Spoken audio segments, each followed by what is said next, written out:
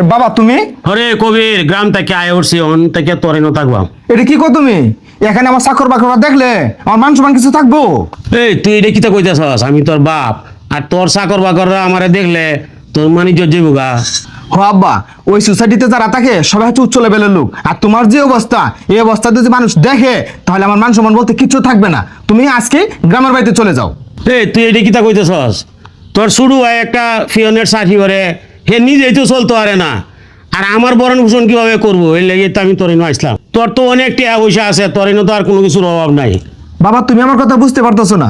আমি যে জায়গাটা থাকি এই জায়গায় আমার ব্যবসায়িক পার্টনার আছে, আমার বন্ধু বান্ধব আছে, ওরা তো জানতে পারে তুমি আমার বাবা, এই অবস্থায় দেখে তাহলে মান সম্মান বলতে কিচ্ছু থাকবে না।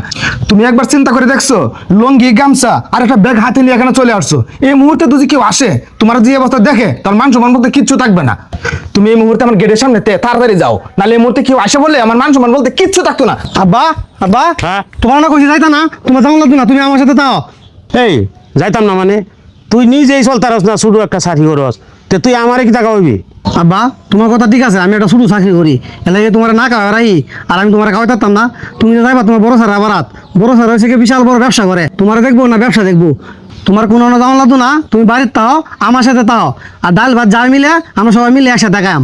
না তোর এনে আমি তাকে শাক সবজি খাইতাম না, আমি আমার বড় স্যার এনে যাই, আমি এনে আরামে থাকবাম, এনে যাই গা ভালো ভালো খাইম, আরামে এসে থাকবাম। তুই যা। আসসালামু আলাইকুম স্যার। ওয়ালাইকুম সালাম। স্যার আপনি এনো আমরা গেলা তো গাড়িটা দিয়ে আসেন, এটা ঠিক হয়েছে, এনেন গাড়িটা চাবি। ও আচ্ছা ঠিক আছে। স্যার এই লোকটা গেলে আপনার বাড়ির সামনে একা রয়েছে। আরে আর কইস না, এই লোক আসছে, ওনার নাকি ছোট ছেলে অসুস্থ, সাহায্য নেওয়ার জন্য আসছে, আর প্রতিদিনে এরকম 4-5 জন লোক আসে, আমি কয়জনকে সাহায্য দিব? ও আচ্ছা স্যার এই কথা রে, মানুষ কত অসহায়। মুরব্বে সালাম আলাইকুম। ওয়ালাইকুম সালাম। আপনার ছোট স্যার বেশি অসুখ। আরে আমার তো বেশি টিয়া নাই, আমার তো 100 টাকা আছে গাড়ি ভাড়া, এটা আপনার রাখিয়ে দিন, বেশি থাকলে দিলাম হয়, আমি 8 টাকা যাইঙ্গা।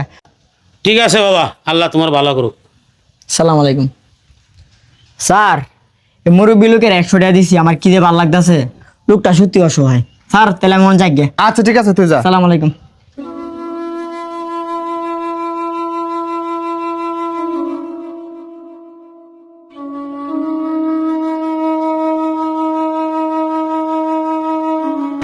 আরে কাকু, হ্যাঁ আপনার না আপনি বড় ছেলের কাছে ঢাকা গেছিলেন, এখন আয় পড়ছেন কে রে? হ্যাঁ, হ্যাঁ তো অনেক বড় লোক, অনেক টিয়া পয়সার সম্পদের মালিক, অনেক চাকর বাকররা যদি আমারে দেহে তাহলে তার বলি মান সম্মান যাবো, এই কারণে পরে আমি আসছি। কাকা এটা কি কইতেছেন আপনি? আপনার শুরু ছাড়া এত আদর করে, এত ভালোবাসে আপনারে, হয়তো হ্যাঁ একটা শুরু চাকরি করে, এর অর্থ সম্পদ কম, টাকা পয়সা কম, কিন্তু আপনার কিন্তু অনেক ভালোবাসে আপনার শুরু ছেলে।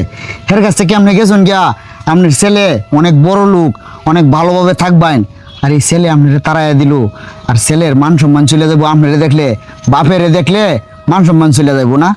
আচ্ছা ঠিক আছে কাকা, যান বাড়িতে।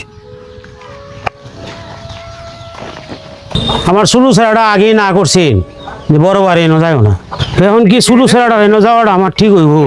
আচ্ছা যাই।